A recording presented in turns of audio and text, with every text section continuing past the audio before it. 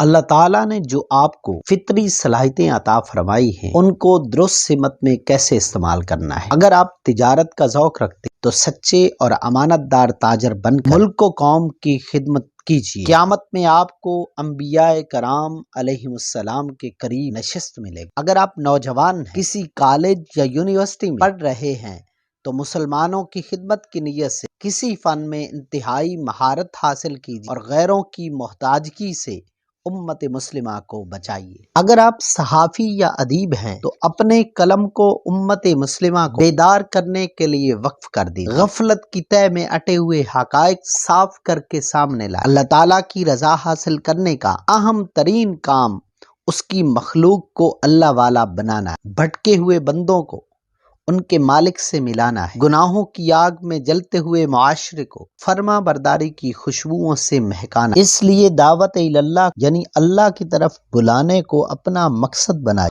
اور پیشہ ورانہ اور معاشرتی ذمہ داریوں کے ساتھ ساتھ اصلاح معاشرہ کو اپنا مقصد حیات سمجھیے۔ قرآن حکیم نے تو اس کام کو یعنی اللہ کی طرف لوگوں کو بلانا، اصلاح معاشرہ کرنا، اس کام کو نبی پاک صلی اللہ علیہ وسلم کا کام بتایا، اور جو حضور صلی اللہ علیہ وسلم سے محبت رکھتا ہے اس کا کام بھی یہی بتایا۔ جیسے قرآن میں ارشاد قل ھذہ سبیلی ادعو الی اللہ علی بصیرۃ انا ومن اتبعنی وسبحان اللہ وما انا من المشرکین۔ یہ سورہ یوسف کے اندر آتا ہے کہ اے محبوب صلی اللہ علیہ وآلہ وسلم آپ ان لوگوں کو بتا دیجئے کہ یہ میرا راستہ ہے، میں بھی پوری بصیرت کے ساتھ اللہ کی طرف بلاتا ہوں، اور جنہوں نے میری پیروی کی وہ بھی یہی کام کرتے ہیں، اور اللہ ہر قسم کے شرک سے پاک ہے، اور میں ان لوگوں میں سے نہیں ہوں جو اللہ کے ساتھ کسی کو شریک ٹھہراتے ہیں۔ جو مقصد آپ متعین کر لیتے ہیں اس کے لیے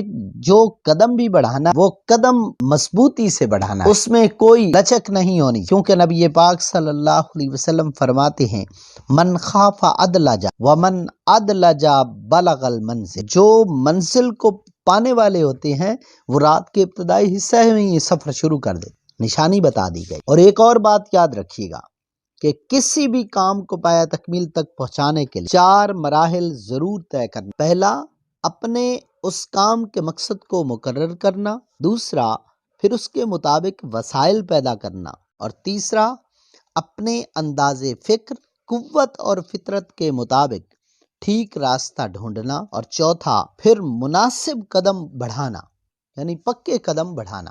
اس میں کسی قسم لچک نہیں لیتے بلکہ پھر قدم بڑھاتے جاتے، اور اپنا جو مقصد متعین کیا ہے اس تک پہنچنے کے لیے وہ لوگ اس کام کے ماہرین سے رجوع ضرور کرتے ہیں۔